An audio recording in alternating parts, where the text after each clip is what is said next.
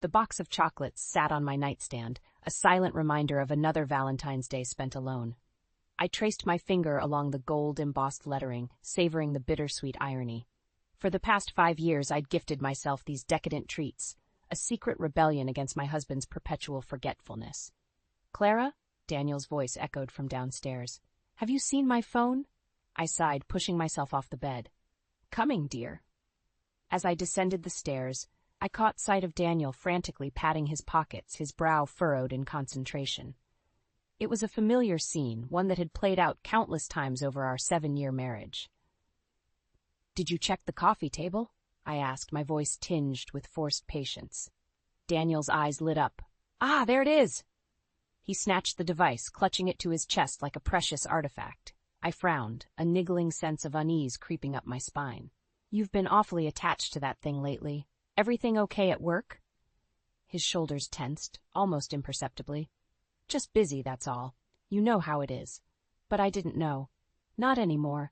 There was a time when Daniel would share every detail of his day, no matter how mundane. Now he was a closed book, and I was running out of ways to pry it open. "I was thinking," I ventured, desperate to bridge the growing chasm between us, "maybe we could go out for dinner tonight? That new Italian place downtown looks nice." Daniel's eyes darted to his phone, then back to me. "Oh, I can't tonight. I've got a work thing." "A work thing? On Valentine's Day?" He shrugged, not meeting my gaze. "You know how it is in accounting, numbers don't take holidays." I bit back a retort, forcing a smile instead. "Of course. Maybe another time." As Daniel hurried out the door, I couldn't shake the feeling that something was terribly wrong. I'd spent years convincing myself that his forgetfulness and emotional distance were just quirks, part of the package I'd signed up for when I said I do. But now, watching him cradle that phone like a lifeline, I wondered if I'd been fooling myself all along. My phone buzzed, startling me out of my reverie. It was a text from my best friend, Maggie. "Happy V-Day, Han. How's Loverboy treating you?" I stared at the message, my thumb hovering over the keyboard. How could I explain the knot in my stomach, the growing certainty that my marriage was unraveling thread by thread? Instead, I typed, same old, you know Daniel." Maggie's response was immediate. "Girl, you deserve better than same old. Want to grab a drink later? I'll be your Valentine." I smiled, grateful for the offer. "Thanks, but I think I'll stay in. Romantic night with Netflix and my chocolates." "Suit yourself, but if you change your mind, I'm here." I set the phone down, my gaze drifting to the mantel where our wedding photo sat. We looked so happy, so in love. When had that changed? And more importantly, why hadn't I noticed? Determined to shake off my melancholy, I headed to the kitchen. If Daniel wouldn't celebrate with me, I'd make my own damn romantic dinner. I was elbow-deep in pasta dough when I heard it, the distinct ping of a text message. Wiping my hands, I reached for my phone, but it was silent. The sound had come from Daniel's phone, forgotten on the counter in his rush to leave. I shouldn't look. I knew I shouldn't. But as another ping echoed through the kitchen, my resolve crumbled. With trembling fingers, I picked up the device. The screen lit up, revealing a string of messages from someone named Audrey. My heart pounded as I read the words that would change everything. "Can't wait to see you tonight, baby. Happy 3-month anniversary." The phone slipped from my grasp, clattering to the floor. As I stood there surrounded by the remnants of my abandoned dinner plans, I realized that the life I thought I knew was nothing but a carefully constructed lie. And in that moment, as the weight of betrayal settled over me like a shroud, I made a decision. Daniel may have forgotten what day it was, but I wouldn't. This Valentine's Day would be one neither of us would ever forget. I couldn't sleep that night, my mind racing with questions and doubts. The image of those text messages burned behind my eyelids every time I closed them. When morning came, I was exhausted but determined to find answers. Daniel stumbled into the kitchen, bleary-eyed and disheveled. "Morning, honey," he mumbled, reaching for the coffee pot. I watched him carefully, searching for any sign of guilt or remorse. "Late night?" I asked, keeping my voice neutral. He nodded, not meeting my eyes. "Yeah, work's been crazy lately." "I bet," I muttered under my breath. As Daniel fumbled with his tie, I noticed his phone on the counter. My fingers itched to grab it, to search for more evidence of his betrayal. But before I could make a move, he snatched it up, shoving it into his pocket. Gotta run, he said, planting a quick kiss on my cheek. Don't wait up tonight. I might be late again. The door closed behind him, and I was left alone with my suspicions and a half-empty pot of coffee. I spent the day in a fog, going through the motions at work while my mind churned with possibilities. Was it just a fling? Had he fallen in love with this Audrey? And how long had it been going on? By the time I got home, I was a bundle of nerves. I paced the living room, rehearsing what I'd say when Daniel walked through the door, but as the hours ticked by, my anger gave way to worry. At midnight, I couldn't take it anymore. I dialed Daniel's number, my heart pounding with each ring. Hello? His voice was muffled, distant. Daniel, where are you? It's past midnight. There was a pause, then a rustling sound. Oh, Clara, I'm sorry I lost track of time. I'm still at the office. In the background, I heard a woman's laugh, quickly stifled.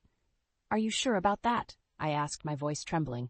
Of course, he said, too quickly. Look, I've got to go. I'll see you in the morning. The line went dead, and I stared at the phone in disbelief. He hadn't even tried to hide it. I spent the rest of the night alternating between rage and despair. By morning, I had made up my mind. I wouldn't confront him yet. Not until I had irrefutable proof. When Daniel came home, looking rumpled and guilty, I pretended everything was fine. I smiled and nodded as he spun a tale about a late-night audit and computer problems. You must be exhausted, I said, laying it on thick. Why don't you go take a nap? I'll wake you for dinner. Relief flooded his face. Thanks, honey. You're the best. As soon as I heard his snores from upstairs, I pounced on his briefcase. My hands shook as I rifled through papers and receipts. Nothing incriminating, but then my fingers brushed against something smooth and silky. I pulled out a scrap of fabric, lacy, black, and definitely not mine. The lingerie tag was still attached, bearing yesterday's date. My vision blurred with tears as I clutched the damning evidence. How could he do this to me? To us? Just then, Daniel's phone buzzed on the coffee table. Without thinking, I grabbed it, my thumb hovering over the home button. This was my chance to know for sure. But did I really want to see what was on that screen? Could our marriage survive if I went down this rabbit hole? As if in answer, another message came through. The preview popped up, shattering any last shred of doubt. Last night was amazing, baby. Can't wait for our weekend getaway. Audrey. I sank to the floor, the phone clutched to my chest. The Daniel I thought I knew was gone, replaced by a stranger who lied as easily as he breathed. Upstairs, I heard him stirring. In a few moments, he'd come down, ready to spin more lies. But this time, I'd be ready. With shaking hands, I opened his phone and started taking screenshots. If Daniel wanted to play games, fine. But he was about to learn that two could play, and I played to win. I woke up on the morning of our third wedding anniversary with a mix of hope and dread churning in my stomach.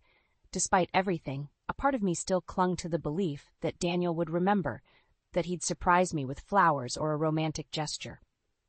I spent hours preparing a special dinner, Daniel's favorite pot roast, simmering in the slow cooker, filling the house with a savory aroma. I even bought a new dress, a deep burgundy number that hugged my curves in all the right places. As the sun began to set, I lit candles and uncorked a bottle of wine. The table was set, the mood perfect. All that was missing was my husband. 7 o'clock came and went. Then 8. By 9, the pot roast was dry, the candles had burned low, and my patience had worn thin. I called Daniel's cell, but it went straight to voicemail. Hey, it's me, I said, trying to keep the hurt out of my voice. Just wondering where you are. It's our anniversary, remember? Midnight found me curled up on the couch, still in my new dress, clutching a nearly empty wine bottle. The sound of keys in the lock jolted me awake. Daniel stumbled in, his tie askew and his eyes unfocused. Clara? He slurred. What are you still doing up? I stood, swaying slightly. What am I doing up? What are you doing coming home at midnight on our anniversary? He blinked, confusion clouding his features. Anniversary? That's not until... His voice trailed off as realization dawned. Oh, God, Clara, I'm so sorry. I completely forgot. Clearly, I spat, the hurt and anger of the past few weeks bubbling to the surface. Too busy with your work things, right? Daniel stepped closer, and that's when I smelled it. A cloying, floral scent that most definitely wasn't mine. Is that perfume? I asked, my voice barely above a whisper. He paled, taking a step back. What? No, it's probably just from the office. You know how Susan overdoes it with the air freshener? Don't lie to me, Daniel, I said, my hands clenching into fists. I'm not stupid. I know something's going on. Clara, please, he pleaded. You're overreacting. I just had a few drinks with the guys after work. I lost track of time. That's all. I wanted to believe him. God, how I wanted to believe him. But the evidence was piling up, and I couldn't ignore it anymore. Then why have you been so secretive with your phone? I challenged. Why are you always working late? And don't tell me it's just work, because I know that's not true. Daniel's face hardened. Have you been spying on me? I shouldn't have to spy on my own husband, I shouted, tears stinging my eyes. You're supposed to be honest with me. You promised, remember, for better or for worse? He ran a hand through his hair, frustration evident in every line of his body. I don't want to do this now, Clara. I'm tired and you're clearly upset. Let's talk in the morning when we've both had some sleep. No, I said, planting myself between him and the stairs. We're going to talk about this now. I want the truth, Daniel. Are you having an affair? The silence that followed was deafening. Daniel's eyes darted around the room, looking anywhere but at me, and in that moment, I knew. The truth I'd been desperately trying to deny and I was written all over his face. Who is she? I whispered, my voice breaking. Daniel's shoulders slumped in defeat. Clara, But before he could finish, his phone buzzed in his pocket. Without thinking, he pulled it out, glancing at the screen. I caught a glimpse of the name before he could hide it. Audrey. It's her, isn't it? I said, a strange calm settling over me. Audrey, your little 3-month anniversary girl. Daniel's head snapped up, shock and guilt warring on his face. How did you? It doesn't matter. I cut him off. What matters is that you've been lying to me, cheating on me, and I want to know why. As I stood there facing the man I thought I knew, I realized our marriage would never be the same. The question was, did I even want to save it anymore? The morning after our anniversary disaster, I woke up with a pounding headache and a heart full of resolve. I'd spent the night on the couch, unable to bear the thought of lying next to Daniel. As I heard him stirring upstairs, I steeled myself for the confrontation to come. Daniel shuffled into the kitchen, looking as wrecked as I felt. Clara, he began, his voice hoarse. About last night? I held up a hand, silencing him. Save it, Daniel. I don't want to hear any more excuses or lies. He slumped into a chair, running his hands through his disheveled hair. What do you want me to say? The truth, I said, my voice steady despite the trembling in my hands. All of it, starting with who Audrey is. Daniel's head snapped up, his eyes wide with shock. How do you know about Audrey? Does it matter? I countered. What matters is that you've been lying to me, sneaking around behind my back. I want to know why. He sighed, defeat etched into every line of his face. It just happened. Audrey's new at the office. She's young, exciting. She made me feel alive again. Each word was a dagger to my heart, but I refused to let him see how much he was hurting me. And I don't make you feel alive? What about our vows, Daniel? What about the life we built together? I know, he said, his voice cracking. I messed up, Clara. I'm so sorry. It won't happen again, I promise. Just, please, give me another chance. I wanted to believe him. Part of me longed to forgive him, to pretend this was all a bad dream. But the larger part, the part that had been silently screaming for months, what knew better? How can I trust you? I asked, my voice barely above a whisper. How do I know you won't do this again? Daniel reached for my hand, but I pulled away. I'll do whatever it takes, he pleaded. Counseling, an open phone policy, anything. Just don't give up on us.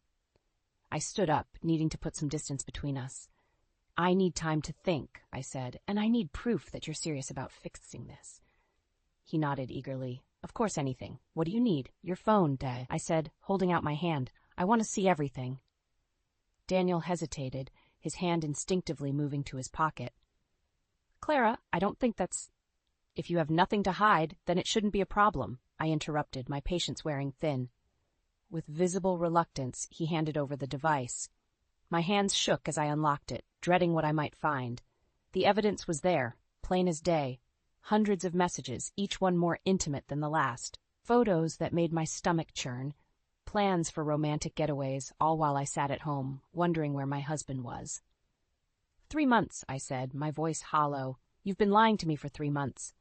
Daniel started to speak, but I cut him off. Don't, There's nothing you can say to make this right. I scrolled through the messages, each one adding fuel to the fire of my anger and hurt. And then I saw it, a conversation from just this morning. Audrey, last night was amazing. When can I see you again? Daniel, soon, baby. I just need to figure out how to handle Clara. The phone slipped from my grasp, clattering to the floor. Daniel lunged for it, but I was faster. Handle me? I spat, fury coursing through my veins. Is that what I am to you now? A problem to be handled? Clara, please, Daniel begged. It's not what it looks like. I was going to end it with Audrey, I swear. But I was done listening to his lies. In that moment, I made a decision that would change everything. Get out, I said, my voice cold and firm. Pack a bag and get out of this house. I don't care where you go, but you can't stay here. Daniel's face crumpled. Clara, don't do this. We can work it out. I shook my head, a strange calm settling over me. No, Daniel, we can't. Not anymore. As I watched him trudge upstairs to pack, I realized this was just the beginning. The life I thought I knew was over, but a new chapter was about to begin, one where I would no longer be a victim of Daniel's lies and betrayal. The house felt eerily quiet after Daniel left. I wandered from room to room, my mind racing with questions and doubts. Had I made the right decision? Was this really the end of our marriage? I found myself in our bedroom, staring at the photos on the dresser. Happy memories now tainted by betrayal. With trembling hands, I picked up Daniel's phone, which he'd left behind in his haste to leave. I knew I shouldn't, but I couldn't help myself. I had to know everything. For hours, I pored over every message, every photo, every scrap of evidence of Daniel's infidelity. Each discovery was like a knife to my heart, but I couldn't stop. I needed to understand the full extent of his betrayal. As night fell, I stumbled upon a conversation that made my blood run cold. Daniel, I can't wait for our anniversary dinner next week. Audrey, me too, baby. 3 whole months. Who would have thought? Daniel, it's been the best 3 months of my life. I love you, Audrey. I felt the air leave my lungs. Love? He loved her? The phone slipped from my grasp, clattering to the floor. In a daze, I made my way to the kitchen, pulling out a bottle of wine I'd been saving for a special occasion. As I poured a glass with shaking hands, my eyes fell on the calendar hanging on the fridge. There, circled in red, was next Friday's date. Exactly 3 months from when Daniel's behavior had first changed. The realization hit me like a punch to the gut. While I'd been planning our wedding anniversary dinner, Daniel had been planning a celebration of his affair. Fury coursed through my veins, replacing the hurt and confusion. How dare he? How dare they? Before I knew what I was doing, I found myself back at Daniel's phone, scrolling through his messages with renewed purpose. I wasn't just gathering evidence anymore. I was forming a plan. I discovered the name of the restaurant where they planned to have their anniversary dinner. It was an upscale place downtown, one Daniel and I had always talked about trying but never got around to.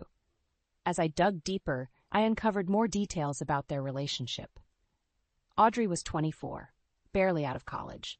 She worked in Daniel's department, a new hire he'd been mentoring.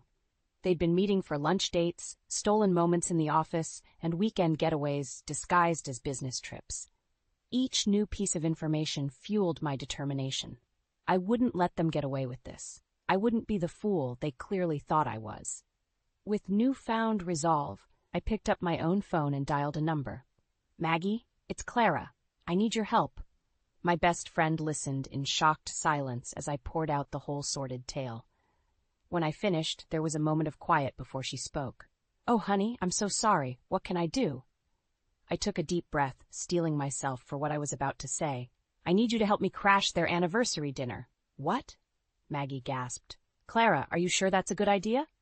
No, I admitted, but I need to do this. I need to see it for myself, to confront them both. Will you help me? There was a pause, and for a moment I feared she'd refuse. But then, of course I will. What's the plan? Relief washed over me. I'm not sure yet, but I know I can't do this alone. Can you come over tomorrow? We can figure it out together. I'll be there first thing in the morning, Maggie promised. And Clara, we're going to get through this. You're stronger than you know. As I hung up the phone, I felt a strange mix of emotions, anger, hurt, fear, but also a glimmer of something else. Hope, maybe, or determination. Whatever it was, I knew one thing for certain. Next Friday night, Daniel and Audrey's perfect little world was going to come crashing down, and I would be there to watch it burn. I picked up Daniel's phone one last time, my fingers hovering over the keyboard. After a moment's hesitation, I typed out a message to Audrey. "Can't wait for our anniversary, baby. I have a big surprise planned." I hit send, a grim smile playing on my lips. Oh, it would be a surprise, all right. Just not the one they were expecting. My heart pounded as I stepped into the dimly lit restaurant, Maggie close behind me. We'd spent the past week planning this moment, and now that it was here, I felt a mix of terror and exhilaration. "Are you sure about this?" Maggie whispered, squeezing my arm. I nodded, scanning the room. "I have to do this. I need answers." And there they were, in a cozy corner booth. Daniel, looking more relaxed than I'd seen him in months, leaning in close to a young woman with cascading blonde hair. "Audrey." "That's them," I breathed, my legs suddenly feeling weak. Maggie steadied me. "Remember the plan. You've got this, Clara." Taking a deep breath, I straightened my spine and strode towards their table, Maggie following discreetly behind. As I approached, I heard Audrey's tinkling laugh, saw Daniel's hand resting on hers. They were so engrossed in each other, they didn't notice me until I was right beside them. "Well, isn't this cozy?" I said, my voice surprisingly steady. Daniel's head snapped up, his face draining of color. "Clara, what are you doing here?" Audrey looked between us, confusion clouding her features. "Daniel, who is this?" I smiled, cold and sharp. "I'm his wife, and you must be the woman he's been screwing behind my back for the past 3 months. The shock on Audrey's face would have been comical if the situation weren't so painful. "Wife, you told me you were separated." Daniel stood abruptly, nearly knocking over his wine glass. "Clara, please, let's not do this here." "Why not?" I challenged, my voice rising. "Afraid of making a scene? Afraid people might find out what a lying, cheating bastard you are?" Heads were turning now, curious diners watching the drama unfold. I didn't care. Let them watch. Let them see the truth. Audrey stood too, grabbing her purse. "I can't believe this. You lied to me, Daniel, to both of us." "Audrey, wait," Daniel pleaded, reaching for her arm. But she jerked away, her eyes flashing with anger. "Don't touch me," she spat. "You told me you loved me, that we had a future together." I laughed, a harsh, bitter sound. "Oh, honey, he told me the same thing 7 years ago when he put this ring on my finger." Daniel's eyes darted between us, panic etched on his face. "Please, both of you, can we just go somewhere private and talk about this?" "There's nothing to talk about," I said, my voice ice cold. "You made your choice, Daniel. Now you get to live with the consequences." I turned to Audrey, who looked close to tears. "He's all yours, sweetheart, but a word of advice, don't believe a word he says." As I turned to leave, Daniel grabbed my arm. "Clara, wait, I'm sorry. I never meant for this to happen. I love you." Something inside me snapped. All the hurt, the anger, the betrayal of the past months came rushing to the surface. Before I knew what I was doing, my hand connected with his cheek in a resounding slap. The restaurant fell silent. Daniel staggered back, his hand to his face, shock written all over his features. "Don't you dare," I hissed. "Don't you dare say you love me after everything you've done." Maggie appeared at my side, her arm around my shoulders. "Come on, Clara, let's go." As she led me away, I heard Audrey's voice, thick with emotion. "Is it true, Daniel? Have you been lying to me this whole time?" I didn't stay to hear his response. I'd heard enough lies to last a lifetime. Outside, the cool night air hit my face, and I finally let the tears fall. Maggie held me as I sobbed, my body shaking with the force of my grief. "It's over," I whispered. "It's really over." Maggie squeezed me tighter. "No, honey, it's not over. It's just beginning. You're free now." As we walked away from the restaurant, leaving behind the shattered remains of my marriage, I realized Maggie was right. This wasn't the end. It was a new beginning. And for the first time in months, I felt a glimmer of hope for the future. But first, I had one more thing to do. One final confrontation that would decide the course of the rest of my life. The morning after the restaurant confrontation, I woke to the sound of someone pounding on my front door.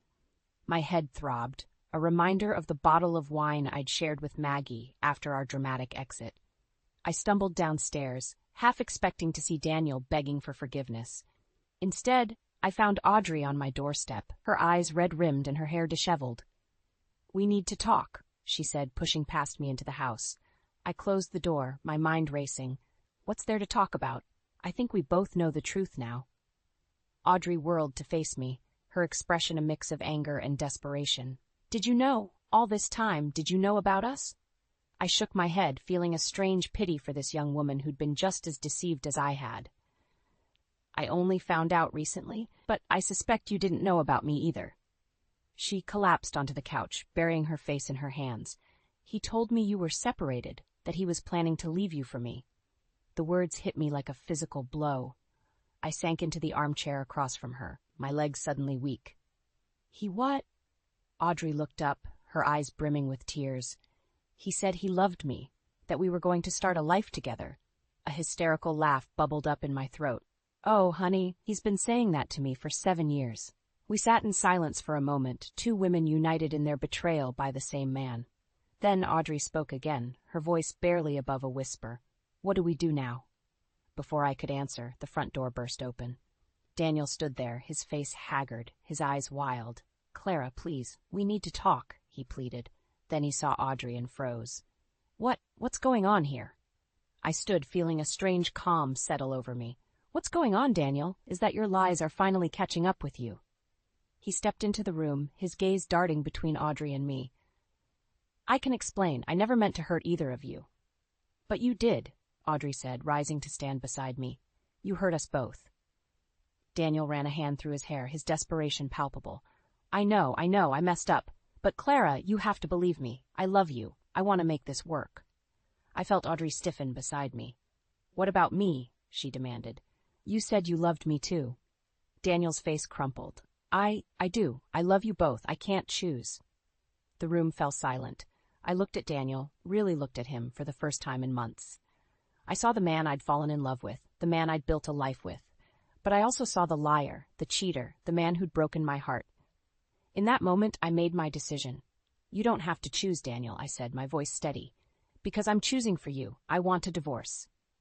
Daniel's face went pale. Clara, no, please, we can work this out. I shook my head, feeling a weight lift from my shoulders. No, we can't. You've made your bed, Daniel. Now you can lie in it. I turned to Audrey, who was watching the exchange with wide eyes. He's all yours if you want him, but remember, once a cheater, always a cheater. Audrey looked at Daniel, then back at me. To my surprise, she shook her head. No, I deserve better than this. We both do. As if on cue, we both moved towards the front door. Daniel stood frozen, watching as we prepared to walk out of his life. Wait, he called, his voice breaking. What am I supposed to do now? I paused at the threshold, looking back at the man I'd once loved more than anything in the world. That's not our problem anymore, Daniel. It's yours. With that, Audrey and I stepped out into the sunlight, leaving Daniel alone in the house that had once been our home. As we walked down the driveway, I felt a strange mix of sadness and liberation. What now? Audrey asked, echoing her earlier question. I took a deep breath, feeling the first stirrings of hope in my chest. Now we start over. Both of us. As we walked away from my old life, I realized that this wasn't just an ending. It was a beginning.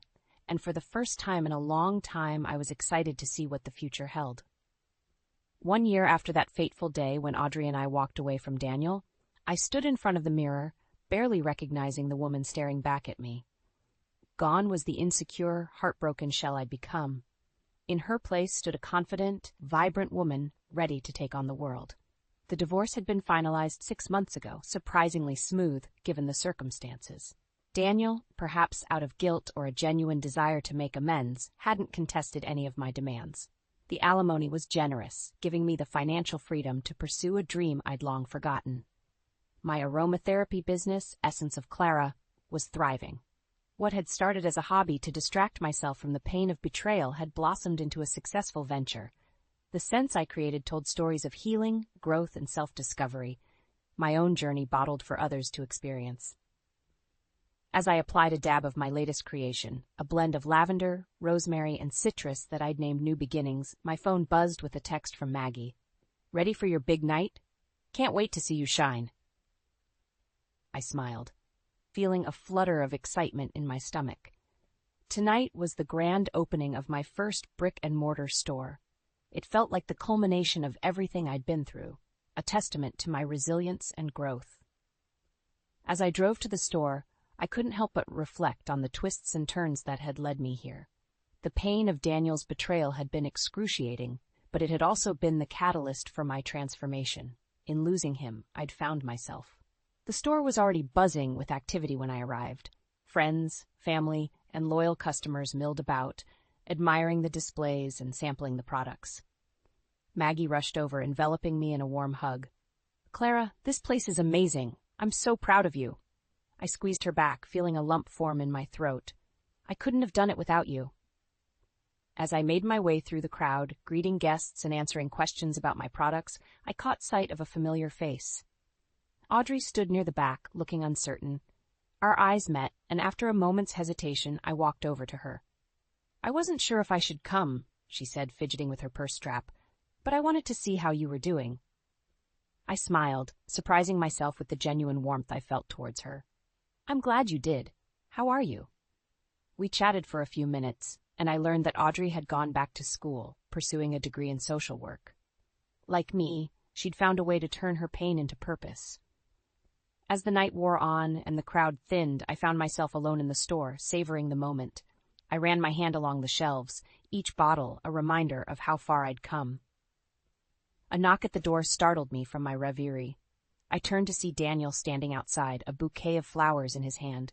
For a moment, I froze, old feelings of hurt and anger threatening to surface. But as I looked at him, really looked at him, I realized something profound. The sight of him no longer had any power over me. I opened the door, accepting the flowers with a polite smile. "Thank you, Daniel. They're lovely." He shifted uncomfortably, his eyes taking in the store. "This place is incredible, Clara. You've done amazing things." "I have," I agreed, feeling a surge of pride. We stood in awkward silence for a moment before Daniel spoke again. "I'm sorry for everything. I know it doesn't change anything, but I needed you to know that." I nodded, feeling a sense of closure wash over me. "Thank you for saying that. I hope you find happiness, Daniel. I really do." As he turned to leave, I called out, "Daniel?" He paused, looking back at me. "I forgive you," I said, the words feeling right as they left my lips. "Not for you, but for me. I'm ready to let go of the past and embrace my future." The look of gratitude and relief on his face was palpable. With a final nod, he walked away, taking the last vestiges of my old life with him. I locked up the store, feeling lighter than I had in years.